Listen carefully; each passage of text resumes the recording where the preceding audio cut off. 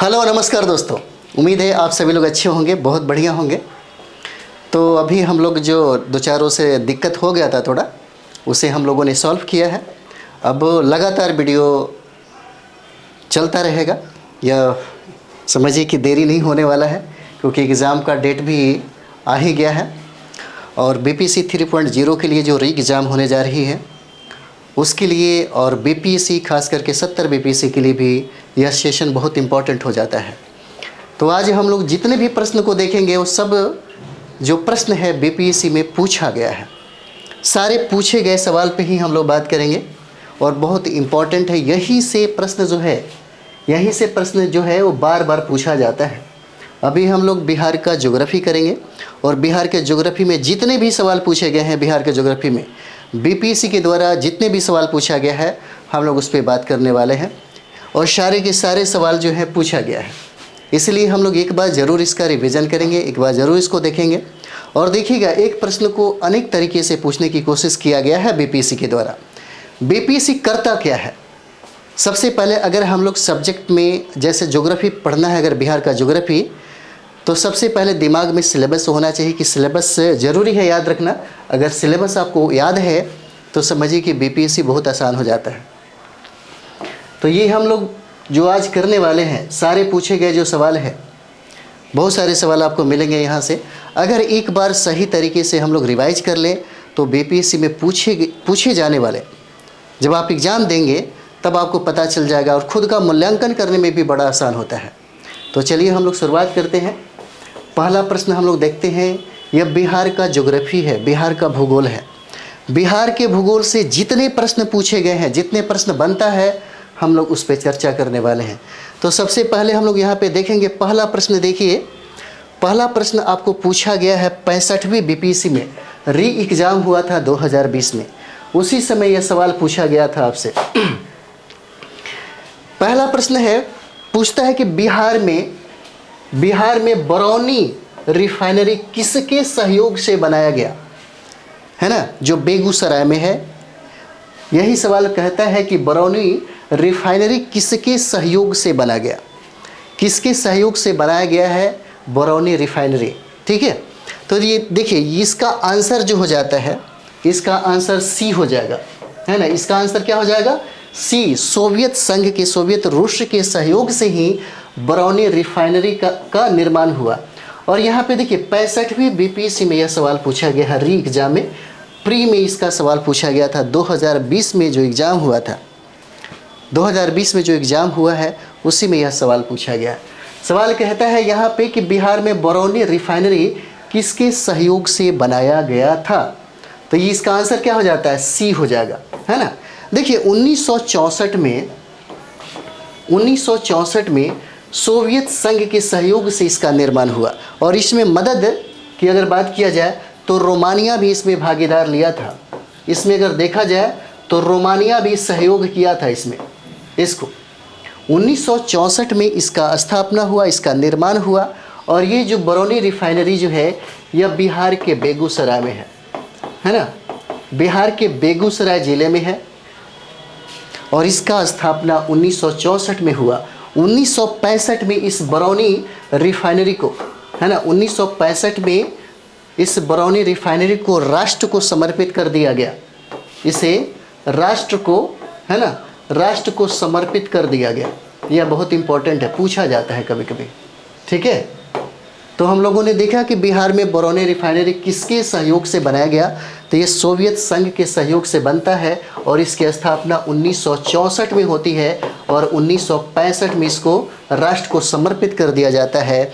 वर्तमान में बरौनी रिफाइनरी जो है बिहार के बेगूसराय में है ना, बेगूसराय में हो जाता है।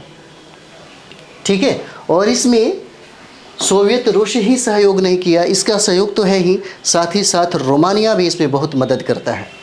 तो चलिए हम लोग अगले प्रश्न की तरफ देखते हैं। अगला प्रश्न क्या कहता है? चलिए अगला प्रश्न है यहाँ पे,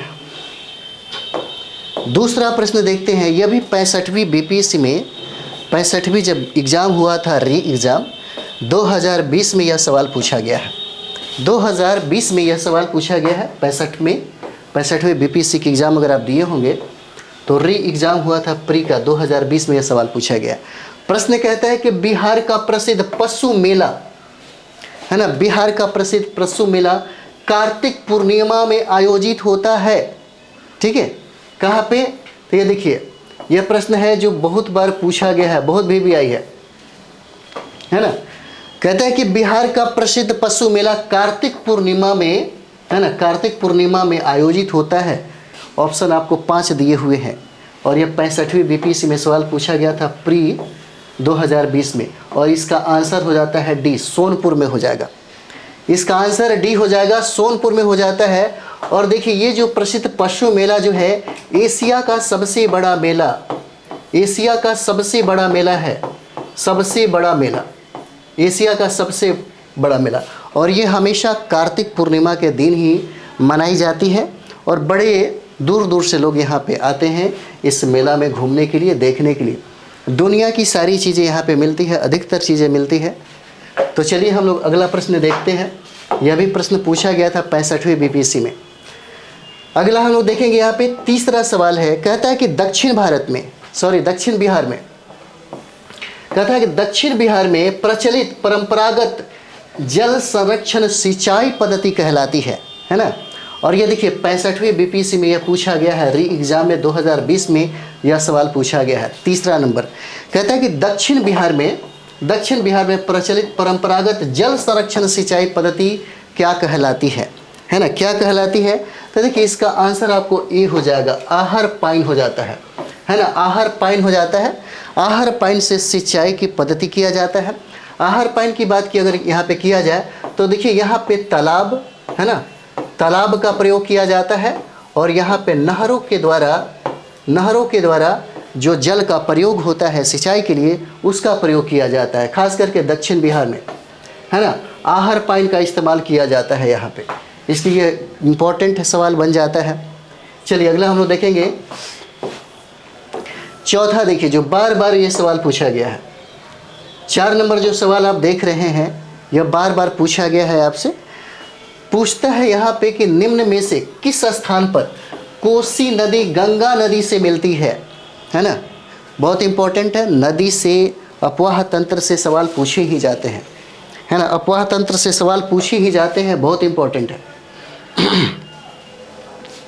अपवाह तंत्र से। और ये देखिए 65वीं बीपीएससी में यह सवाल पूछा गया है, यह भी री एग्जाम हुआ था 2020 में, इसमें यह सवाल पूछा गया है। प्रश्न कहता है यहाँ पे कि निम्न में से किस स्थान पर कोसी नदी गंगा नदी से मिलती है ना, कोसी नदी गंगा नदी से मिलती है। तो देखिए ये हो जाता है कुर्सेला, आंसर इसका ए हो जाएगा। कुर्सेला में गंगा में मिलती है यह नदी जिसका नाम है कोशी। और कुर्सेला की अगर बात करें तो यह कुर्सेला कटिहार में है ना, यह जो है कटिहार में स्थित है कुर्सेला। और कोसी के बारे में जान लीजिए, बहुत सारे सवाल पूछे गए हैं कोसी से, है ना। यहाँ देखिएगा ये कुर्सेला में मिलता है ना, कोसी नदी गंगा नदी से मिलती है कहाँ पे? तो कुर्सेला में मिलती है ना। और कुर्सेला पता है आप लोगों को, यह कटिहार में है ना, यह कटिहार में है। और इसी कोसी को हम लोग सप्तकौशिकी नदी भी कहते हैं। इसी कोसी नदी को हम लोग सप्तकौशिकी, है ना, सप्तकौशिकी नदी भी कहते हैं। और यहाँ पे 7 धारा निकलती है ना। अगर हम लोग इसका उद्गम की बात करें, अगर हम लोग कोसी के उद्गम की बात करें, उद्गम की अगर बात करें हम लोग, तो नेपाल के सप्तकौशिकी से निकलती है।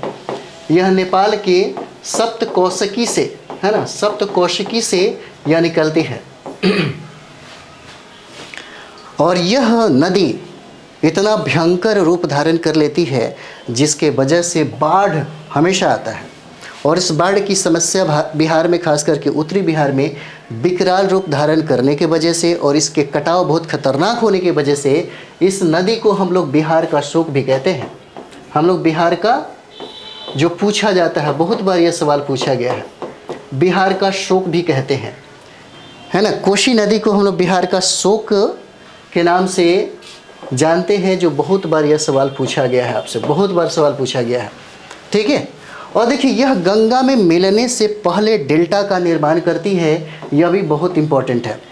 यह गंगा में मिलने से पहले डेल्टा का, है ना, डेल्टा का निर्माण करती है, ये बहुत इंपॉर्टेंट है आपके लिए।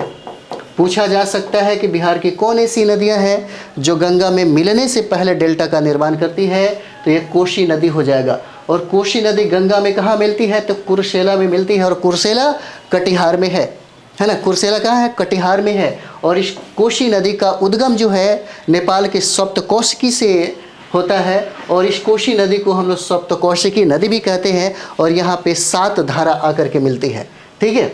और यह गंगा में मिलने से पहले डेल्टा का निर्माण करती है, और यह बहुत ही ज़्यादा बाढ़ भी लाती है बिहार में, जिससे के वजह से जान माल की हानि हो जाती है। इसीलिए हम लोग इस नदी को बिहार का शोक भी कहते हैं, है ना। इस नदी को हम लोग क्या कहते हैं, बिहार का शोक भी कहते हैं। देखिए, अगर हम लोग बात करें कि इस कोसी नदी की लंबाई कितना है ना, तो कोसी नदी की लंबाई की अगर बात कर दिया जाए तो देखिएगा 720 किलोमीटर हो जाता है ना। इस कोसी नदी का जो टोटल लंबाई है 720 किलोमीटर है। अगर सिर्फ हम लोग बिहार में देखेंगे कि बिहार में इस कोसी नदी की लंबाई कितना हो जाता है, तो 260 किलोमीटर हो जाता है ना। 260 किलोमीटर होता है मात्र बिहार में। लेकिन टोटल अगर कुल लंबाई की बात करें तो 720 किलोमीटर हो जाता है इसकी लंबाई, ठीक है। चलिए आगे हम लोग देखते हैं, अगला प्रश्न देखेंगे। 5 नंबर हम लोग देखते हैं यहाँ पे। 5 नंबर भी देखते हैं, 65वीं बीपीएससी में पूछा गया सवाल है ना। यह भी जो सवाल देख रहे हैं आप लोग 65वीं बीपीएससी में पूछा गया है, देख लीजिए। 65वीं बीपीएससी का जो री एग्जाम हुआ था प्री का 2020 में, उसी में यह सवाल पूछा गया है। कहता है कि विक्रमशिला गांगेय डॉल्फिन अभ्यारण्य, है ना, यह पूछता है यहाँ पे 5 नंबर। देखिए, विक्रमशिला गांगेय डॉल्फिन अभ्यारण्य बिहार के किस जिले में स्थित है, किस जिले में स्थित है ये पूछ रहा है। तो किस जिले में हो जाएगा, इसका आंसर भागलपुर में हो जाता है ना, भागलपुर में हो जाएगा। देखिए, भागलपुर में एक आम है जिसका नाम है जर्दालू, है ना। जर्दालू आम है जिसको जीआई टैग प्राप्त है ना, जीआई टैग प्राप्त है, बहुत इंपॉर्टेंट है। और इसको हम लोग सिल्क सिटी के नाम से भी जानते हैं, है ना, सिल्क सिटी के नाम से जानते हैं। यहाँ पे रेशम वस्त्र भी मिलते हैं, है ना, रेशम वस्त्र भी मिलते हैं। और यहीं पे कहा जा सकता है, यहीं पे देखिएगा, भारत सरकार के द्वारा 1990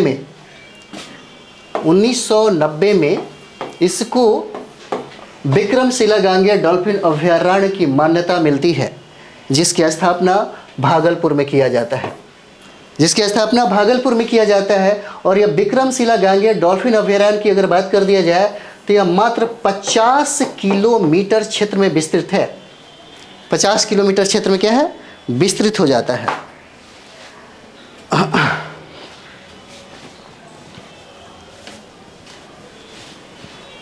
50 किलोमीटर क्षेत्र में क्या है, विस्तृत हो जाता है। चलिए आगे हम लोग देखते हैं इसको, अगला प्रश्न क्या कहता है। चलिए अगला देखते हैं, 6ठा नंबर सवाल। और 6ठा देखिएगा, 6ठा सवाल जो है आपके सीडीपीयू में पूछा गया है। सीडीपीयू का जब एग्ज़ाम हुआ था उसी में यह सवाल पूछा गया है। और ये जितना भी हम लोग अफवाह तंत्र से प्रश्न देखेंगे, अधिकतर प्रश्न यहीं से इधर से उधर पलट के पूछा जाता है। देखिए, 6ठा नंबर कहता है कि बिहार की भूमि, है ना, 6ठा नंबर कहता है कि बिहार की भूमि निम्नलिखित में से किस नदी प्रणाली से अपवाहित है। ठीक है, किस नदी प्रणाली से क्या है, अपवाहित हो जाता है। 6ठा नंबर बहुत इंपॉर्टेंट है, यह बहुत बार प्रश्न पूछा गया है, अभी भी आई है आपके लिए। कहता है बिहार की भूमि निम्नलिखित में से किस नदी प्रणाली से अपवाहित है। इसका आंसर क्या हो जाएगा, गंगा नदी हो जाता है ना। इसका आंसर क्या हो जाएगा, गंगा नदी हो जाएगा। देखिए, अगर हम लोग भारत में गंगा नदी की लंबाई की बात करें तो भारत में इसकी लंबाई 2525 किलोमीटर हो जाता है ना, 2525 किलोमीटर हो जाता है। यह उत्तराखंड से उद्गम है इसका। लेकिन अगर पूरे भारत में बात करें जहाँ से यह नदी निकल करके प्रवेश करती है, सबसे ज़्यादा लंबाई इसका उत्तर प्रदेश में है। सबसे ज़्यादा जो लंबाई है इसका उत्तर प्रदेश में हो जाता है। और उत्तर प्रदेश में इसकी लंबाई 1450 किलोमीटर है, 1450 किलोमीटर है। देखिए, इस गंगा की लंबाई खास करके बिहार में पूछा जाता है ना। बिहार में इस गंगा की लंबाई कितना है, तो देखिए यहाँ पे 445 किलोमीटर हो जाता है ना, 445 किलोमीटर हो जाता है। और जब नदी बिहार से वेस्ट बंगाल की तरफ जाती है तो वहाँ पे इस नदी की लंबाई जो है, गंगा की लंबाई जो है 520 किलोमीटर हो जाता है ना, 520 किलोमीटर होता है। पूछा जाता है आपसे कि बिहार में सबसे ज़्यादा लंबाई किस जिला में गंगा की है, गंगा की सबसे ज़्यादा लंबाई किस ज़िले में है, तो याद रखिएगा ये पटना ज़िला में है ना, पटना ज़िला में है। और यह 99 किलोमीटर में इसका लंबाई देखा गया है, 99 किलोमीटर। दूसरा जो स्थान है वो भागलपुर का हो जाता है, जिसकी जहाँ पे लंबाई 97 किलोमीटर है। बहुत इंपॉर्टेंट है, ऐसे सवाल पूछे जाते हैं, है ना, ऐसे सवाल जो है पूछे जाते हैं आपसे, बहुत इंपॉर्टेंट है ये वाला। तो चलिए और भी थोड़ा सा देख लेते हैं इसमें। जैसे हम लोगों ने यहाँ पे गंगा नदी की बात की, है ना, तो यहाँ पे देखिए ये भोजपुर सारण का, है ना, ये भोजपुर, यहाँ पे देखिए भोजपुर और सारण का सीमा बनाते हुए चौसा में प्रवेश करती है, चौसा में प्रवेश करती है बिहार में, है ना। और भोजपुर सारण का सीमा बनाते हुए चौसा में यह नदी क्या करती है, प्रवेश करती है, ठीक है। और बाकी जो नदियाँ हैं, जैसे अगर हम लोग देखते हैं यहाँ पे, तो यहाँ पे देख सकते हैं आप, ये वाला हो जाएगा, है ना, ये वाला हो जाएगा आपका, माने कि बिहार का थोड़ा सा मैप ले लेते हैं, तो यही नदी आपका है गंगा, है ना, यही गंगा नदी है जो यहाँ पे बिहार में चौसा में प्रवेश करती है। और बाकी जो नदियाँ हैं यहाँ पे उत्तर प्रदेश जो है, उत्तर प्रदेश से लेकर के, है ना, 3 नदियाँ हैं उत्तर प्रदेश और बिहार से जो सीमा बनाती है। एक आपका घग्घरा हो जाएगा, घग्घर नदी हो जाता है ना, और नेक्स्ट आपका बूढ़ी गंडक हो जाएगा, बूढ़ी गंडक, बहुत बार सवाल पूछा गया है। और जो दक्षिण से जो नदियाँ हैं उसका नाम है कर्मनाशा, कर्मनाशा नदी है। यही 3 नदी है, बहुत बार बीपीएससी ये सवाल पूछा है, यही 3 नदियां हैं जो बिहार और उत्तर प्रदेश की सीमा बनाती हैं। उत्तर से आपको घाघरा हो जाएगा, है ना, घग्गर हो जाएगा, बूढ़ी गंडक हो जाता है, और दक्षिण से अगर देखेंगे तो ये कर्मनाशा नदी हो जाएगा। और यही नदी है ना, यही चौसा में प्रवेश करती है जो बिहार में गंगा प्रवेश करती है। और इसकी यहाँ पे लंबाई 445 किलोमीटर है, यहाँ पे 445 किलोमीटर है। और उत्तर से आने वाली नदियाँ, उत्तर से आने वाली नदियाँ ये सब आकर के गंगा में विलीन हो जाती हैं। और दक्षिण से भी आने वाली जो नदियाँ हैं, यह सारी नदियाँ आपको दक्षिण में गंगा में क्या करती हैं, सहायक के रूप में विलीन हो जाती है, ठीक है। चलिए आगे हम लोग बढ़ते हैं। 7 नंबर सवाल हम लोग देखेंगे यहाँ पे, है ना। 7 नंबर सवाल देखिए, इंपॉर्टेंट है आपके लिए। और यह भी आपको बीपीएससी सीडीपीओ में 2022 का जब एग्ज़ाम हुआ था, सीडीपीओ में ये सवाल जो है 2022 में जब एग्ज़ाम हुआ था इसका, तो उस समय ये पूछा गया सवाल है ना। यह सीडीपीओ 2022 में पूछा गया सवाल है। देखिए कहता है कि बिहार में बलसुंदरी, है ना, बिहार में कौन सा, तो बलसुंदरी, ताल, करेल एवं बलथर पद निम्नलिखित में से किसके लिए प्रयुक्त होते हैं। कहता है कि निम्नलिखित में से किसके लिए प्रयुक्त होते हैं। क्या यह कृषि है, क्या यह मिट्टी है, क्या यह फसल है, क्या यह प्राकृतिक वनस्पति है, किसके लिए प्रयुक्त होता है। बलसुंदरी, ताल, करेल और बलथर ये सारी मिट्टियाँ हो जाती हैं, है ना, ये सब क्या है, मिट्टी है। यह आंसर क्या हो जाएगा, सी हो जाता है। देखिए बालसुंदरी मिट्टी की अगर बात करें, बालसुंदरी मिट्टी, तो यहाँ पे हम लोग देखेंगे यह उत्तरी बिहार में बांगर मिट्टी के नाम से भी हम लोग इसको बांगर क्षेत्र के नाम से भी जानते हैं, है ना, बांगर क्षेत्र के नाम से भी जानते हैं बालसुंदरी मिट्टी। अगर यहाँ पे हम लोग देखें तो सहरसा का क्षेत्र, यानी कि बालसुंदरी जो मिट्टी है यह आपको सहरसा का क्षेत्र हो जाएगा, है ना, पूर्णिया का क्षेत्र हो जाएगा, दरभंगा का क्षेत्र हो जाता है ना, और मुजफ्फरपुर आदि का, मुजफ्फरपुर का क्षेत्र हो जाता है यहाँ पे। और यहीं पे बालसुंदरी मिट्टी आपको मिलता है, यहीं पे जो है बालसुंदरी मिट्टी मिलता है। पूछा जा सकता है आपसे कि बालसुंदरी मिट्टी कहाँ कहाँ मिलता है ना, तो बालसुंदरी मिट्टी के बारे में भी पूछ सकता है। बालसुंदरी मिट्टी जो है ये भी पूछा जा सकता है आपसे। तो बालसुंदरी मिट्टी हम लोगों ने देखा, जैसे उत्तर बिहार आप जाएंगे तो वहाँ पे देखिएगा बांगर का क्षेत्र हो जाता है, जहाँ जैसे में सहरसा हो गया, पूर्णिया हो गया, दरभंगा हो जाता है, मुजफ्फरपुर के क्षेत्र में ये बालसुंदरी मिट्टी जो है वहाँ पे पाया जाता है। उसके बाद यहाँ पे देखिए ताल क्षेत्र जो आपको दिख रहा है यहाँ पे, ये बक्सर से लेकर के भागलपुर का जो क्षेत्र एक मतलब पतला जो पट्टी आप देख रहे हैं, उसी क्षेत्र को हम लोग ताल क्षेत्र बोलते हैं। यहाँ से आप देख सकते हैं बक्सर से लेकर के भागलपुर तक का क्षेत्र जो है इसी को हम लोग ताल क्षेत्र कहते हैं। और यहाँ पे बलथर अगर मिट्टी की बात कर दिया जाए, जैसे बलथर अगर हम लोग मिट्टी की बात करें यहाँ पे, तो देखिए गंगा के जो दक्षिणी भाग है, गंगा के दक्षिणी भाग से, जैसे यहाँ पे हम लोग देख लें, जैसे मानते हैं कि ये गंगा नदी है ना, यह गंगा नदी हो जाता है। तो गंगा नदी के दक्षिणी सीमा से और छोटा नागपुर का जो पठार है ना, छोटा नागपुर के जो पठार है उसके मध्य में जो मिट्टियाँ मिलती हैं उसी को हम लोग बलथर मिट्टी के नाम से भी जानते हैं। ठीक है, तो इसका आंसर क्या हो जाता है? इसका आंसर आपका सी हो जाएगा, मिट्टी से इसका तादात्म्य हो जाता है। बिहार में बलसुंदरी, ताल, करैल और बलथर मिट्टी जो है, बलथर जो है पूछता है किसके लिए प्रयुक्त किया जाता है ना, तो ये किसके लिए हो जाएगा? मिट्टी के लिए हो जाता है। इसका आंसर क्या है? सी हो जाएगा। चलिए नेक्स्ट हम लोग देखते हैं 8 नंबर सवाल। यह भी आपको बीपीएससी के सीडीपीओ में पूछा गया सवाल है, और ये जो सीडीपीओ का एग्ज़ाम हुआ था 2022 में हुआ था, प्री का एग्ज़ाम, उसी में यह सवाल पूछा गया। कहता है कि कहलगांव, कांटी, बाढ़ एवं नबीनगर निम्नलिखित में से किसके केंद्र है ना, कहता है किसके केंद्र हो जाते हैं। इसे 5 ऑप्शन दिया हुआ होगा, कोयला खनन, पर्यटन, ताप विद्युत, सूती वस्त्र उद्योग। पूछता है कि बताइए किसका केंद्र बिंदु हो जाएगा, तो इसका आंसर आपको सी हो जाता है, ताप विद्युत शक्ति से संबंधित हो जाएगा इसका। देखिए कहलगांव जो है, पूछा भी गया है कि कहलगांव कहाँ स्थित है, तो कहलगांव जो है ये भागलपुर में हो जाएगा, है ना, याद रखिएगा, बहुत इंपॉर्टेंट है, ये भागलपुर में स्थित हो जाएगा। कौन सा? कहलगांव। कांटी के बारे में अधिकतर लोग जानते होंगे, जो मुजफ्फरपुर, मोतिहारी, बेतिया से संबंध रखते होंगे, तो कांटी जो यहाँ पे है यह मुजफ्फरपुर में हो जाएगा, है ना, मुजफ्फरपुर में हो जाता है। और बाढ़ अगर यहाँ पे देखिएगा तो बाढ़ का क्षेत्र तो पता ही होगा, यह पटना का क्षेत्र हो जाता है। और नबीनगर, जो बहुत बार यह सवाल बहुत इंपॉर्टेंट हो जाता है, नबीनगर यह जो क्षेत्र है ये आपके दक्षिण बिहार में है, औरंगाबाद, है ना, औरंगाबाद जिला में यह स्थित है।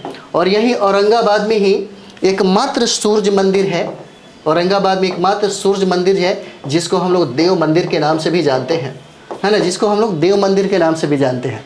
ठीक है, देव मंदिर के नाम से भी हम लोग जानते हैं। तो चलिए हम लोग आगे बढ़ते हैं। इसका संबंध आप लोग देख लिए हुए, कहलगांव, कांटी, बाढ़, नबीनगर निम्नलिखित में से किसके केंद्र है, तो ये ताप विद्युत शक्ति हो जाता है। अगर हम लोग बात करें यहाँ पे, तो देखिएगा यहाँ पे, और यही औरंगाबाद का जो क्षेत्र आप देख रहे हैं, बहुत कम मात्रा में यहाँ पे कोयला पाया जाता है, कोयला का भंडारण यहाँ पे मिला है बहुत कम मात्रा में। ठीक है, और ताप, जैसे कोयला से संबंधित जो प्रयोग किया जाता है, जो पारंपरिक ऊर्जा हो जाएगा, इसकी कमी देखी जाती है। अभी नवीकरणीय ऊर्जा के तरफ में भारत सरकार और पूरी दुनिया में सबसे ज़्यादा फोकस किया जा रहा है। चलिए आगे बढ़ते हैं हम लोग। अगला प्रश्न हम लोग देखेंगे, 9 नंबर सवाल है। 9 यहाँ पे कहता है कि बिहार में निम्नलिखित में से कौन वस्त्र उद्योग का केंद्र है। वस्त्र उद्योग का केंद्र कहता है कि निम्नलिखित में से कौन सा हो जाएगा, है ना, वस्त्र उद्योग। तो यहाँ पे देखिए इसका आंसर क्या हो जाएगा? ई हो जाता है। कैसे में? तो देखिए अगर हम लोग भागलपुर की बात करें तो भागलपुर को हम लोग सिल्क सिटी के नाम से जानते हैं, है ना, इसको हम लोग सिल्क सिटी के नाम से जानते हैं। ठीक है, उसके बाद यहाँ पे देखिए रेशम वस्त्र उद्योग भी बहुत फेमस है, रेशम वस्त्र उद्योग भी बहुत ज़्यादा फेमस है। ठीक है, भागलपुर में। और यहाँ पे अगर हम लोग गया की बात करें तो गया में एक क्षेत्र है जिसका नाम है मानपुर क्षेत्र, है ना, मानपुर क्षेत्र है। और यही मानपुर क्षेत्र में सूती वस्त्र उद्योग केंद्र है ना, सूती वस्त्र उद्योग केंद्र है। यही सवाल पूछता है कौन वस्त्र उद्योग का केंद्र बिंदु है। आप देख रहे हैं भागलपुर भी हो जाता है, गया भी हो जाता है, आजकल पटना भी थोड़ा बहुत होने लगा है। ठीक है, मतलब एक से अधिक इसका आंसर हो जाएगा, है ना, उपरोक्त में से कोई नहीं और एक से अधिक, तो एक से अधिक हो जाएगा। गया भी है, भागलपुर भी हो जाता है, कुछ पटना का क्षेत्र भी है। तो चलिए आंसर क्या हो जाएगा? ई हो जाएगा, है ना। चलिए अगला देखते हैं हम लोग 10 नंबर सवाल। देखिए 10 भी आपको सीडीपीओ में ही पूछा गया सवाल है। 10 भी अगर देख रहे हैं आप लोग तो सीडीपीओ में जो 2022 में एग्जाम हुआ था इसमें यह सवाल पूछा गया है। प्रश्न कहता है यहाँ पे कि बिहार में कानून द्वारा, है ना, बिहार में कानून द्वारा गोवध यानी कि गाय का वध जो है किस वर्ष में प्रतिबंधित किया गया था, यही सवाल आपका है।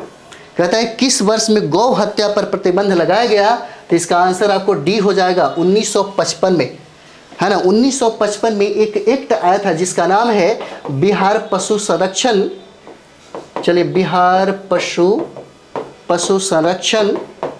संरक्षण और सुधार अधिनियम, है ना। और सुधार अधिनियम कब आया था? तो 1955 में। इसी 1955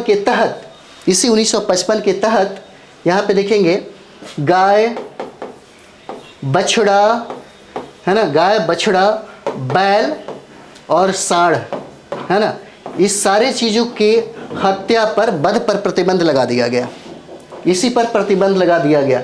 एक्ट आया था 1955 में, बिहार पशु संरक्षण और सुधार अधिनियम 1955 आया। इसी के तहत गाय को मारने में, बछड़ा को मारने में, बैल को मारने में, सांड की हत्या करने में, वध करने में प्रतिबंध लगा दिया बिहार सरकार ने। कब? 1955 में।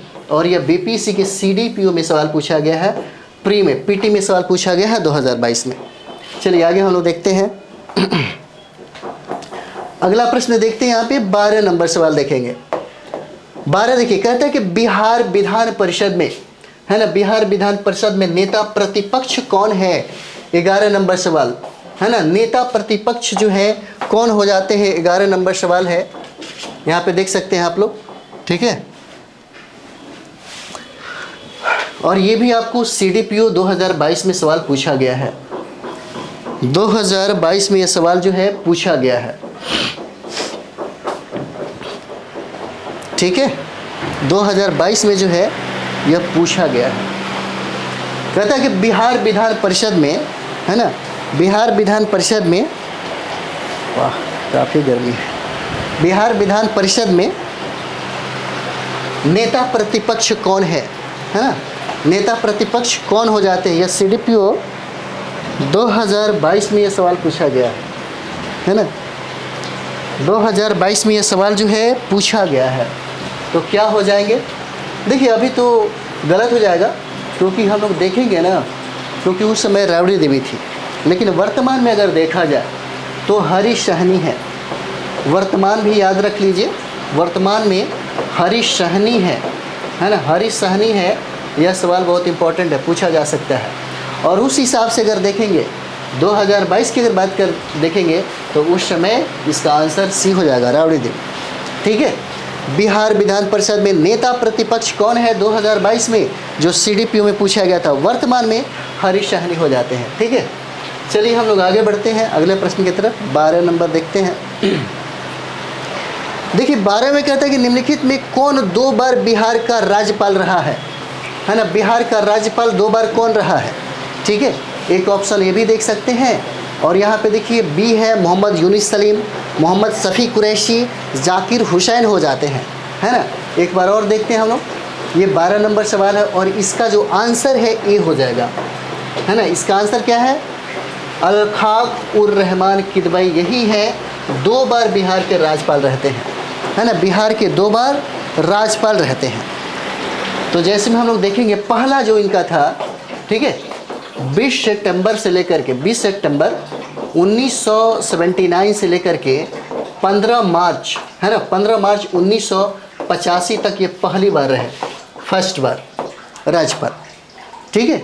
दूसरी बार ये राज्यपाल 14 अप्रैल, है ना, 14 अप्रैल 1993 से लेकर के 16 अप्रैल, है ना, 1998 तक थे। ये सेकंड बार ये राज्यपाल बने, ठीक है। यही पूछता है इनमें से निम्नलिखित में से कौन 2 बार, पूछा गया है कि कौन 2 बार राज्यपाल बनने वाले, है ना, पर्सनालिटी का नाम दे दिया था, और पूछा गया है कि निम्न में से कौन व्यक्ति 2 बार बिहार के राज्यपाल बने। तो यही हो जाएंगे अखलाक उर रहमान किदवई हो जाते हैं। पहली बार 20 सितंबर 1979 को बने, और इनका सेशन आपको 15 मार्च 1985 तक रहा पहली बार। दूसरी बार ये 14 अप्रैल 1993 को लेकर के 16 अप्रैल 1998 तक ये दूसरी बार राज्यपाल रहे, ठीक है। चलिए आगे हम लोग देखते हैं, 13 नंबर सवाल देखते हैं। चलिए यहाँ पे हम लोग फिर देखेंगे, ये भी सवाल आपको सीडीपीओ में पूछा गया है, 13 नंबर सवाल, ठीक है। 13 नंबर जो सवाल है सीडीपीओ में पूछा गया है। प्रश्न कहता है कि बिहार का, है ना, बिहार का प्रथम गैर कांग्रेसी मुख्यमंत्री कौन है? ठीक है। 13 नंबर सवाल कहता है कि गैर कांग्रेसी मुख्यमंत्री कौन है, और ये बहुत इंपॉर्टेंट है, बहुत बार पूछा गया सवाल है। इसका आंसर क्या हो जाएगा, बी हो जाएगा, महामाया प्रसाद सिन्हा हो जाते हैं, है ना। महामाया प्रसाद सिन्हा है। पूछा भी जा सकता है कि किस पार्टी से थे, तो ये देखिए जनता दल से थे, है ना। ये सवाल हो सकता है पूछे, जनता दल से थे ये। और ये देखिए सीएम जो बिहार के बने ये 1967 से लेकर के 1968 तक, ये है ना, 1967 से लेकर के 1968 तक ये बिहार के मुख्यमंत्री रहे, और गैर कांग्रेसी मुख्यमंत्री बनने वाले बिहार के प्रथम व्यक्ति हैं, जिनका नाम है महामाया प्रसाद सिन्हा। और ये महामाया प्रसाद सिन्हा जो है ये जनता दल से संबंध रखते हैं, पूछा जा सकता है कभी आपसे। और ये मात्र 1 साल के लिए उस समय बने थे, 1967 से लेकर के 68 तक बिहार के ये सीएम बने थे, है ना, बिहार के सीएम बने थे। सबसे इंपॉर्टेंट इसलिए है कि बिहार का प्रथम गैर कांग्रेसी मुख्यमंत्री जो लगातार कांग्रेस की ही मुख्यमंत्री बनते रहे बिहार में। और पहला ये पर्सनालिटी है महामाया प्रसाद सिन्हा जो जनता दल से संबंध रखते हैं, और ये बिहार के मुख्यमंत्री बने। चलिए आगे हम लोग देखते हैं, ऐसे सवाल पूछे जाते हैं, बहुत इंपॉर्टेंट है। 14 नंबर हम लोग देखेंगे यहाँ पे। 14 नंबर जो प्रश्न है 64वां बीपीएससी में पूछा गया था, है ना। ये 64वीं बीपीएससी में पूछा गया था प्री में, जिसका एग्जाम आपको 2018 में हुआ। तो बिहार के निम्न हिस्सों में से कौन सा हिस्सा भूतात्विक दृष्टि से अपेक्षाकृत पुराना है, यही सवाल आपसे पूछा जा रहा है। ठीक है, कहता है कि निम्नलिखित में से बताइए कि निम्न हिस्सों में से कौन सा हिस्सा भूतात्विक दृष्टि से अपेक्षाकृत क्या है, सबसे पुराना है। तो सबसे पुराना जो है 14 नंबर क्या हो जाएगा, खड़गपुर की पहाड़ियाँ। क्या हो जाएगा, खड़गपुर की पहाड़ियाँ। खड़गपुर की पहाड़ियों के बारे में अगर हम लोग बात करें तो ये खड़गपुर की पहाड़ियाँ जो है ये धारवाड़ क्रम की चट्टानें हैं। यह धारवाड़, है ना, धारवाड़ क्रम की चट्टानें हैं, ये भी हो सकता है आपसे पूछ दे, है ना। धारवाड़ क्रम की चट्टानें हैं, पूछा जा सकता है, इंपॉर्टेंट है। और सबसे प्राचीन और सबसे पुराना ये है, पुराना हो जाएगा। उसके बाद देखिएगा रोहतास की पठार के बारे में अगर बात करें तो रोहतास की जो पठार यह बिंद क्रम की चट्टानें हो जाता है, यह बिंद क्रम की चट्टानें हैं। और यहाँ पे देखिएगा चूना पत्थर सर्वाधिक मिलता है, जिसके वजह से ये रॉ मटेरियल की वजह से यहीं पे डालमिया में सीमेंट उद्योग का स्थापना किया गया। और ये पूछा जाता है, बहुत बार ये सवाल पूछा गया है। उसके बाद उत्तर पश्चिम जो पहाड़ियाँ देख रहे हैं यहाँ पे, उत्तर पश्चिम जो पहाड़ियाँ यहाँ पे देख रहे हैं, यह शिवालिक का क्षेत्र हो जाता है। ये आपका शिवालिक जो श्रेणी है उसी का क्षेत्र हो जाता है, शिवालिक श्रेणी का, ठीक है। और शिवालिक श्रेणी का एक पार्ट है जो पश्चिमी चंपारण में सिर्फ दिखेगा, वो है सोमेश्वर की श्रेणियाँ। और यहाँ से भी बहुत सारे सवाल पूछे जाते हैं। उसके बाद यहाँ पे देखिए उत्तर गंगा का जो मैदान है यह नवीनतम है, बिल्कुल एकदम नवीनतम है, बहुत इंपॉर्टेंट है ये वाला, ठीक है। तो ये जो सवाल है पूछा गया था कब, 64वें बीपीएससी प्री का जो एग्ज़ाम हुआ उसी में पूछा गया है। चलिए अगला देखते हैं हम लोग, 15 नंबर सवाल देखेंगे। 15 कहता है कि निम्नलिखित में से कौन सा जिला, है ना, धारवाड़ भूस्तरीय रचना वाला नहीं है, ठीक है। कौन सा है जो रचना वाला नहीं है, कौन सा, तो धारवाड़ भूस्तरीय, ठीक है। कौन सा हो जाएगा, तो यहाँ पे देखिए देखते हैं हम लोग, ये हो जाता है, कौन सा आंसर हो जाएगा, तो 15 का इसका आंसर बी हो जाएगा, रोहतास। रोहतास हम लोगों ने क्या देखा था, इसको हम लोगों ने देखा था कि बिंद क्रम की चट्टानें हो जाता है, बिंद क्रम की चट्टानें। और पूछता क्या है कि धारवाड़ भूस्तरीय बताइए, तो बाकी तो है। जैसे मानते हैं कि अगर हम लोग यहाँ पे देखते हैं, अगर बिहार को थोड़ा सा ऐसे अगर देखा जाए, है ना, ठीक है, अगर ऐसे हम लोग देख लेते हैं बिहार को, तो ये देखिए यही आपका रोहतास का एरिया हो जाएगा, ये रोहतास का क्षेत्र हो जाएगा। और ये बिंद क्रम की हो जाएगा, है ना, बिंद क्रम की। और यहाँ पे जो आप देख रहे हैं, ये वाला जो क्षेत्र आप जो देख रहे हैं, यही तो है धारवाड़ क्रम की चट्टानें, यही तो है धारवाड़ क्रम की चट्टानें, जहाँ पे मुंगेर, जमुई, नवादा ये सब दिखता है, ठीक है। चलिए आगे हम लोग देखते हैं, 16 नंबर सवाल हम लोग देखेंगे। 16 नंबर सवाल है, ये भी आपको 2018 के एग्ज़ाम में पूछा गया था, बहुत इम्पोर्टेंट है, जो बहुत इम्पोर्टेंट आपके लिए है, पूछा गया सवाल है। चलिए कहते हैं बिहार के निम्न जिलों में से किस जिले में ही पिडमोंट स्वैप मिट्टी पाई जाती है ना, पिडमोंट स्वैप मिट्टी जो है पाई जाती है। और कहता है कि बिहार के निम्न जिलों में से किस जिले में पिडमोंट स्वैप मिट्टी पाई जाती है ना, मिट्टी पाई जाती है। तो इसका आंसर देखिए, इसका आंसर आपको सी हो जाएगा, पश्चिमी चंपारण में। ठीक है, इसका आंसर क्या हो जाएगा, पश्चिमी चंपारण हो जाता है। ठीक है, जैसे मानते हैं कि अगर हम लोग देखें बिहार में, तो बिहार में 3 प्रकार की मिट्टियाँ पाई जाएंगी, है ना। बिहार में 3 प्रकार की मिट्टियाँ पाएंगी। पहला अगर हम लोग बात करें तो ये देखिए पिडमोंट दलदली मिट्टी जिसको बोलते हैं, जो प्रश्न आपसे पूछा गया है ना। पहला क्या हो जाएगा, पिडमोंट, है ना। पहला अगर आप लोग हम देखते हैं, चलिए यहाँ पे इसको देखते हैं। पहला जो है आपका वो हो जाता है पिडमोंट, है ना, दलदली मिट्टी हो जाएगा। ठीक है, पिडमोंट दलदली मिट्टी। और यह जो है आपको अधिकतर आपको मिलेगा, अगर इसकी हम लोग बात करें तो यहाँ पे देखिएगा, यह पश्चिमी चंपारण के पश्चिमोत्तर का जो क्षेत्र है ना, वेस्ट चंपारण जो है पश्चिमी चंपारण का, है ना, पश्चिमी चंपारण का जो पश्चिमोत्तर का जो क्षेत्र है, उसी में यह मिट्टी सबसे ज़्यादा पाया जाता है, उसी में यह मिट्टी सबसे ज़्यादा पाया जाता है। दूसरा अगर हम लोग बात करें यहाँ पे, तो देखिए दूसरा को हम लोग तराई मिट्टी बोलते हैं, है ना। दूसरा को हम लोग क्या बोलते हैं, तराई मिट्टी बोलते हैं। जैसे आप देखते होंगे, जैसे बिहार का जो पश्चिमी चंपारण से आप लेकर के किशनगंज तक जब जाएंगे तो ये पट्टी आपको मिलेगा, है ना। ये पट्टी जो आपको मिलता है, इसी को हम लोग तराई मिट्टी क्षेत्र के नाम से जानते हैं। जैसे नेपाल और भारत के बीच में जो सीमा बनाती है, पश्चिमी चंपारण से लेकर के हम लोग देखेंगे तो सीधे यहाँ पे जब हम लोग पूरब की तरफ आते हैं तो ये क्षेत्र हो जाता है किशनगंज तक का, है ना। किशनगंज तक हम लोग देखेंगे यहाँ पे, इसी को हम लोग क्या बोलते हैं, तराई मिट्टी के नाम से हम लोग जानते हैं। उसके बाद देखिएगा तीसरा जो मिट्टी की हम लोग चर्चा कर रहे थे, तीसरा मिट्टी वो हो जाता है गंगा, है ना, गंगा जलोढ़ मिट्टी हो जाता है ना। और इसी गंगा जलोढ़ मिट्टी को हम लोग 2 भागों में बांट के देखते हैं। एक हो जाता है बांगर मिट्टी, है ना, और दूसरा हो जाता है खादर मिट्टी। जो खादर मिट्टी सबसे ज़्यादा उपजाऊ है ना, सबसे ज़्यादा क्या है, उपजाऊ है। तो चलिए आगे हम लोग देखते हैं, अगला प्रश्न देखते हैं हम लोग 17 नंबर। 17 देखिए, यह सवाल जो है 67वीं बीपीएससी में पूछा गया है। यह जो सवाल है 67वीं बीपीएससी में क्या है, पूछा गया आपसे, है ना। 17 नंबर क्या है, तो 67वीं आपको बीपीएससी में पूछा गया। कहता है कि ब्रह्मयोनी हिल जो है ना, ब्रह्मयोनी हिल जो है बिहार के किस जिले में स्थित है ना। पूछता है कि ब्रह्मयोनी जो हिल है बिहार के किस जिले में स्थित है। ठीक है, तो ब्रह्मयोनी जो हिल हम देख रहे हैं, बहुत इंपॉर्टेंट हम लोग सेशन अभी कर रहे हैं, और ये टोटल का टोटल हम कराएंगे। अगर एक बार अच्छे से रिवीजन कर लिया जाए तो बहुत ऐसे सवाल हैं जो सॉल्व हो जाएंगे। ठीक है, बहुत सारे सवाल हैं जो पूछे गए हैं बीपीएससी में, हम टोटल का टोटल कोशिश करेंगे इसको ख़त्म करने का। तो चलिए अगला देखते हैं 17 नंबर।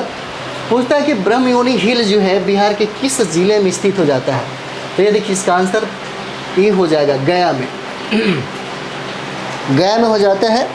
ठीक है, ब्रह्मयोनी हिल जो है यह गया में है। कभी कभी हो सकता है आपसे पूछे कि इसका चर्चा, इसका उल्लेख कहाँ किया गया है, किसका, तो ब्रह्मयोनी का। ब्रह्मयोनी का जो उल्लेख है यह सबसे पहले हम लोग देखेंगे तो महाभारत में इसका उल्लेख मिलता है ना। महाभारत में इसका उल्लेख मिलता है। ठीक है, महाभारत में। और दूसरा जो है उल्लेख इसका बौद्ध ग्रंथों में भी मिलता है, जो इम्पोर्टेंट है ना। दूसरा आपको बौद्ध ग्रंथ में इसका उल्लेख मिलता है। ठीक है, बौद्ध ग्रंथ में। और पता है गया के बारे में, यह फल्गु नदी के तट पे है ना। कहाँ पे है, तो फल्गु नदी के तट पे है, और यहीं पे एक रबर डैम बनाई जा रही है। रबर डैम जो है यहीं पे बनाया जा रहा है, फल्गु नदी पर ही, जो इम्पोर्टेंट है आपके लिए। ठीक है, चलिए अगला देखते हैं हम लोग 18 नंबर। चलिए 18 नंबर जो सवाल है 63वीं बीपीएससी में पूछा गया है ना। यह 63वीं बीपीएससी में पूछा गया सवाल है। आप देख सकते हैं 63वीं बीपीएससी में यह जो सवाल है पूछा गया है, 18 नंबर सवाल।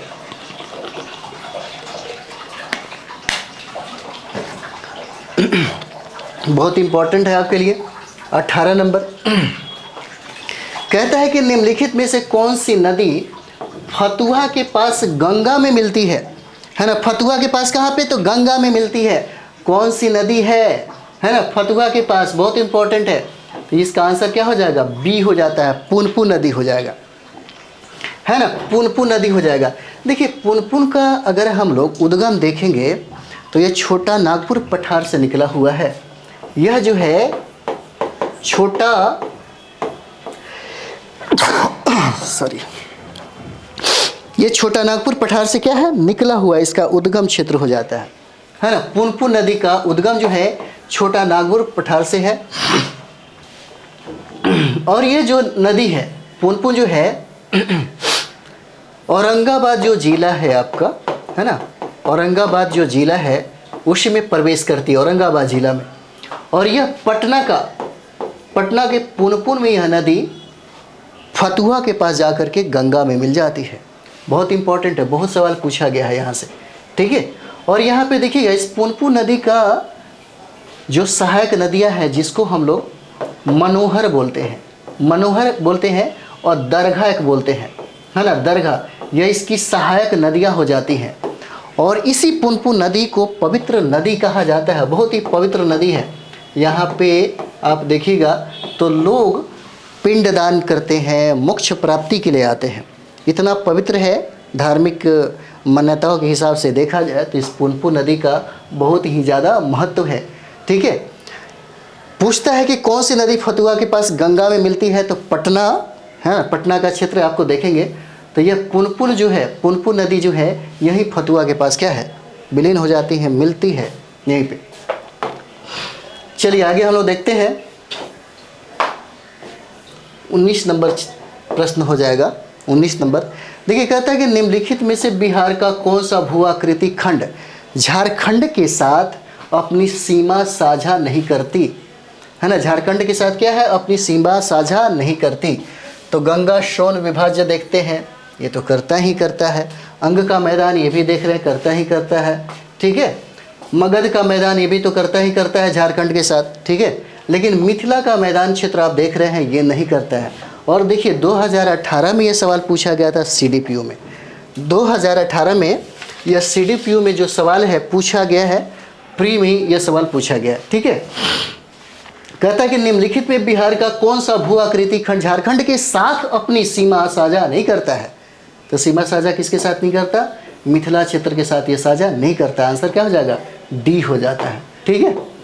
चलिए अगला देखते हैं 20 नंबर सवाल। और देखिए 20 नंबर सवाल भी आपको 2018 में CDPO का एग्ज़ाम जो BPSC लिया उसमें यह सवाल पूछा गया है ना। कहता है कि 20 नंबर की गंगा नदी की दियारा भूमि का नामकरण निम्नलिखित में से, है ना, किससे संबंध होता है, ठीक है। किसका, दियारा का। इसका अर्थ होता है मिट्टी का दीपक, है ना, इसका अर्थ क्या होता है दिया। इसका आंसर क्या हो जाएगा ए हो जाता है। 20 का आंसर क्या है जिसका अर्थ होता है मिट्टी का दीपक, है ना, मिट्टी का दीपक हो जाता है, इसका आंसर ए हो जाएगा। चलिए 21 नंबर हम लोग देखते हैं यहाँ पे। 21 नंबर कहता है कि निम्नलिखित में से कौन सी वस्तु निम्नलिखित भौगोलिक संकेत के रूप में पंजीकृत नहीं है ना। कहता है पंजीकृत के रूप में नहीं है, क्या हो जाएगा इसका आंसर क्या है ई हो जाएगा। कहता है कि निम्नलिखित में से कौन सी वस्तु बिहार के भौगोलिक संकेत के रूप में पंजीकृत नहीं है, ये सारे के सारे हो जाते हैं, ठीक है। जर्दालू आम भी है, कतरनी धान भी है, मूंगा रेशम भी है, मगही पान भी हो जाता है। यहाँ पे देखिएगा एक चीज़ और भी है आपको अगर हम लोग बात करें यहाँ पे तो यहाँ पे जैसे 16 जो उत्पाद है बिहार में, 16 उत्पाद को यहाँ पे GI टैग प्राप्त हुआ है। जैसे वर्तमान में हम लोग देखेंगे तो मिर्चा धान को प्राप्त हुआ है ना। वर्तमान में देखिएगा मिर्चा जो धान है जो पश्चिमी चंपारण के लिए बहुत फेमस है, पश्चिमी चंपारण में, है ना। उसके बाद देखिए सिलाव जो खाजा है, सिलाव खाजा यह भी इसी को मिला है। उसके बाद मधुबनी पेंटिंग हो जाता है ना, मंजूसा हो जाएगा, उसके बाद मगही पान हो जाता है, बहुत सारी चीज़ें हैं। 16 उत्पाद है, 16 उत्पाद का हम चर्चा एक बार किए हुए हैं, जरूर एक बार देख लीजिएगा, बहुत इंपॉर्टेंट है। चलिए आगे देखते हैं 22 नंबर सवाल हम लोग देखते हैं यहाँ पे। 22 कहता है यहाँ पे कि बिहार में, है ना, 22 कहता है कि बिहार में गंगा नदी में से मिलने वाली सोन नदी का उद्गम स्थल है, कहाँ पे है ना, क्या हो जाएगा 22 नंबर। ये देखिए ये CDPO में सवाल पूछा गया है, 2018 में यह सवाल पूछा गया था। 2018 में यह सवाल जो है पूछा गया है ना। पूछता है कि बिहार में गंगा नदी में मिलने वाली सोन नदी का उद्गम स्थल क्या हो जाता है ना। उद्गम स्थल क्या हो जाएगा 22 नंबर, 22 का क्या हो जाएगा आंसर।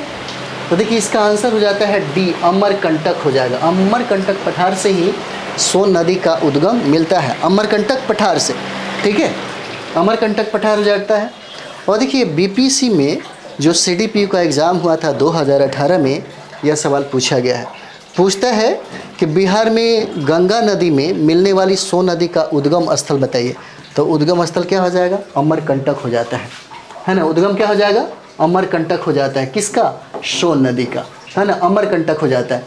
देखिए अमरकंटक से अगर हम लोग बात करें तो एक नदी है जिसका नाम है नर्मदा, ये भी निकलती है ना। एक और नदी है जिसका नाम है जोहिला, है ना, जोहिला, ये भी नदी है जो यहाँ से निकलती है अमरकंटक से, ठीक है। और अगर हम लोग यहाँ पे सोन नदी की बात करें तो देखिए सोन नदी जो है यह रोहतास ज़िले में प्रवेश करती है ना। यह जो नदी है रोहतास ज़िले में प्रवेश करती है। और गंगा में मिलन जो है इसका जो है ये दानापुर का, है ना, दिघवारा जो है ना, देख लीजिए ये दानापुर का जो है, दानापुर का जो दिघवारा का क्षेत्र है ना, दिघवारा के क्षेत्र में यह मिलती है। और यह जो सोन नदी है, यह सोन नदी जो आपको दिख रहा है यहाँ पे, यह दक्षिण से आकर मिलने वाली नदी है। यह दक्षिण से आकर, है ना, दक्षिण से आकर मिलने वाली गंगा में जो सहायक नदियाँ हैं ये हो जाती है, दक्षिण से आकर गंगा में यह मिलती है। चलिए आगे हम लोग देखेंगे अगला प्रश्न जो है 23 नंबर। चलिए 23 नंबर सवाल है, कहता है कि बिहार के निम्न प्रशासनिक विभागीय जोड़ों में से किस जोड़े से गंगा नदी नहीं बहती है ना। कहता है 23 नंबर, किस जोड़े से गंगा नदी नहीं बहती है। तो यहाँ पे देखिए अधिकतर है सिर्फ कोसी और मगध का जो क्षेत्र आप देख रहे हैं 23 नंबर, यहाँ से यह नहीं निकलती। और अगर हम लोग देखें तो बिहार के 12 ज़िले हैं जहाँ से छूते हुए गंगा क्या करती है, आगे निकल जाती है। पूछा जा सकता है कितने ज़िलों से, है ना, संपर्क साधते हुए, संपर्क करते हुए, तो 12 ज़िले हो जाते हैं, है ना, 12 ज़िले। जैसे 12 ज़िलों में एक बार चर्चा कर लेते हैं क्योंकि पूछा गया सवाल है, ठीक है, पूछा भी जाता है। सबसे पहले यहाँ पे देखेंगे कि तो बक्सर हो जाएगा, है ना, बक्सर के बाद क्या हो जाएगा, भोजपुर हो जाता है। भोजपुर के बाद क्या हो जाएगा, सारण हो जाएगा। और सारण के बाद यहाँ पे देखिए पटना हो जाता है। और पटना के बाद यहाँ पे देखिएगा यह आपको सारण के बाद क्या हो जाएगा, वैशाली भी हो जाता है ना, ये क्या हो जाता है, वैशाली भी हो जाता है। और वैशाली के बाद ये समस्तीपुर भी हो जाएगा, है ना, समस्तीपुर से भी यह नदी निकलती है। उसके बाद बेगूसराय भी हो जाता है। बेगूसराय के बाद आपको खगड़िया भी देख सकते हैं, है ना, खगड़िया से भी निकलता है। उसके बाद ये मुंगेर हो जाएगा, है ना, मुंगेर के बाद देखिए तो कटिहार भी हो जाता है। और कटिहार के बाद लखीसराय हो जाएगा, है ना। लखीसराय से यह जो गंगा है यानी कि 12 ज़िलों से होकर के यह वेस्ट बंगाल में प्रवेश कर जाती है, ठीक है। चलिए आगे हम लोग देखते हैं 24 नंबर सवाल है। देखिए वही सवाल पूछा कि बिहार राज्य में गंगा के किनारे स्थित जिलों की संख्या कितना है। जिलों की संख्या कितना हो जाता है, अभी हम लोगों ने किया सी, 12 हो जाएगा, है ना। जिलों की संख्या कितना है, तो सी हो जाएगा इसका आंसर, है ना, 12 जिले हो जाते हैं। चलिए अगला प्रश्न देखते हैं, 65वीं बीपीसी में पूछा गया है। 65वीं में पूछा गया, कहता है कि बिहार के किस जिले में गंगा नदी सबसे लंबी है। सबसे लंबी है कहाँ पे, सबसे ज़्यादा लंबाई कहाँ पे है, तो पटना में है। कितना, 99 किलोमीटर है ना। गंगा की सर्वाधिक लंबाई इस 12 जिलों में सबसे ज़्यादा कहाँ पे है, तो पटना जिले में हो जाएगा 99 किलोमीटर। उसके बाद देखिएगा दूसरा जो भागलपुर हो जाता है, भागलपुर दूसरा स्थान है, 97 किलोमीटर है इसका, है ना। दूसरा क्या है, 97 किलोमीटर है। पहला पटना, और बहुत बार सवाल जो है पूछा गया है, पहला कौन सा है, पटना हो जाता है, ठीक है। और दूसरा भागलपुर 97 किलोमीटर हो जाएगा। और ये 65वीं बीपीएससी 2019 का एग्जाम हुआ था, उसी में यह पूछा गया। अगला हम लोग देखते हैं 26 नंबर सवाल। देखिए 26 कहता है कि बिहार में प्रवाहित होने वाली निम्न नदियों में से उत्तर की ओर प्रवाहित होने वाली कौन सी नदी है। उत्तर की ओर प्रवाहित होने वाली कौन सी नदी हो जाता है ना। तो क्या हो जाएगा, उत्तर की ओर प्रवाहित होने वाली, तो यहाँ पे देख सकते हैं ऊपर में से क्या हो जाएगा, ई हो जाएगा इसका आंसर, है ना। कहता है कि बिहार में प्रवाहित होने वाली निम्न नदियों में से उत्तर की ओर प्रवाहित होने वाली कौन सी नदियाँ हो जाती हैं। ठीक है, तो इसका क्या हो जाएगा, इसका आंसर ई हो जाता है। ठीक है, जैसे आप लोग देख सकते हैं यहाँ पे, जैसे मानते हैं हम लोग अगर यहाँ पे अगर बिहार की चर्चा करें, है ना, अगर ये बिहार अगर हम लोग बनाते हैं तो ये हमारा गंगा नदी हो जाएगा, है ना। और यहाँ पे देखिएगा ये उत्तर से आने वाली जो नदियाँ हैं ये क्या है, घग्गर हो जाएगा, है ना। घग्गर के बाद क्या है, यह बुड्ढी गंडक हो जाएगा, है ना, बुड्ढी गंडक। और बुड्ढी गंडक के बाद ये गंडक हो जाता है। और गंडक के बाद ये देखिए कमला हो जाएगा। कमला के बाद ये इसके और इधर आएंगे तो बलान हो जाता है। और बलान के बाद क्या हो जाएगा, कोशी हो जाएगा। और कोशी के बाद कोशी और बहुत सारी ऐसी नदियां हैं। और यहाँ पे हम लोग सीधे देखेंगे तो ये हो जाएगा महानंदा, है ना। उसी तरीके से दक्षिण से आपको जैसे कर्मनाशा हो गया, है ना, ये कर्मनाशा नदियाँ है। ठीक है, और कर्मनाशा के बाद यहाँ पे सोन देखेंगे। सोन के बाद ये पुनपुन हो जाएगा। पुनपुन के बाद यहाँ पे देखेंगे कोयल भी हो जाएगा, है ना, कोयल भी होगा। पंचाने भी हो जाता है। इस तरह से बहुत सारी नदियाँ हैं जो उत्तर से मिलती है और दक्षिण से भी मिलती है। ठीक है, ये 26 नंबर हो जाता है, आपका आंसर ई हो जाएगा। चलिए 27 नंबर सवाल हम लोग देखते हैं। 27 देखिए, कहता है कि बिहार का शोक किस नदी को कहा जाता है। हम लोग पढ़े हुए थे बिहार का शोक किस नदी को कहते हैं, तो ये सी हो जाएगा, कोशी नदी को कहते हैं, है ना। बिहार का शोक किसको कहते हैं। और ये देखिए 67वीं बीपीएससी में यह सवाल पूछा गया है। हम लोग अभी देखे हुए थे कुछ देर पहले, यही जो प्रश्न था, है ना, यही प्रश्न था जो हम लोगों ने पहला दूसरा प्रश्न देखा था, है ना, जो अधिकतर आपको बीपीएससी में पूछा हुआ सवाल है। ठीक है, चलिए अगला प्रश्न हम लोग देखते हैं। 29 नंबर देखते हैं हम लोग। और ये 67वीं बीपीएससी 2022 में यह सवाल पूछा गया है। कहते हैं यहाँ पे कि बिहार के किस कृषि जलवायु क्षेत्र में सबसे अधिक जिले हैं। सबसे अधिक जिले कहाँ पे हो जाएंगे, तो देखिए सबसे अधिक जो जिले हैं ये आपका उत्तर पश्चिमी जो क्षेत्र है इसी में हो जाते हैं सबसे अधिक जिले। 67वीं बीपीएससी 2022 में जो एग्ज़ाम हुआ था इसी में यह सवाल पूछा जाता है। चलिए हम लोग 30 ये भी देखते हैं। 30 नंबर जो अंतिम है हमारा, ये हो जाएगा जो 63वीं बीपीएससी में यह सवाल पूछा गया है 2017 में। कहता है कि मुजफ्फरपुर, दरभंगा और पश्चिमी यानी कि चंपारण जिलों में से कौन सी मिट्टी अधिकांशतः पाई जाती है ना। अधिकांशतः पाई जाती है तो क्या हो जाएगा, ये नवीन जलोढ़ मिट्टी हो जाएगा, है ना, नवीन जलोढ़ मिट्टी हो जाएगा जो अधिकांशतः पाई जाती है मुजफ्फरपुर, दरभंगा और चंपारण जिलों में। ठीक है, तो चलिए हम लोग अगले वीडियो में मिलते हैं। और भी बहुत सारे प्रश्न हैं, इसी तरह से जितने भी सवाल हैं पूछा गया है हम लोग उस पर चर्चा करते हैं। चलिए मिलते हैं अगले वीडियो में। थैंक यू वेरी मच आप सभी लोगों को।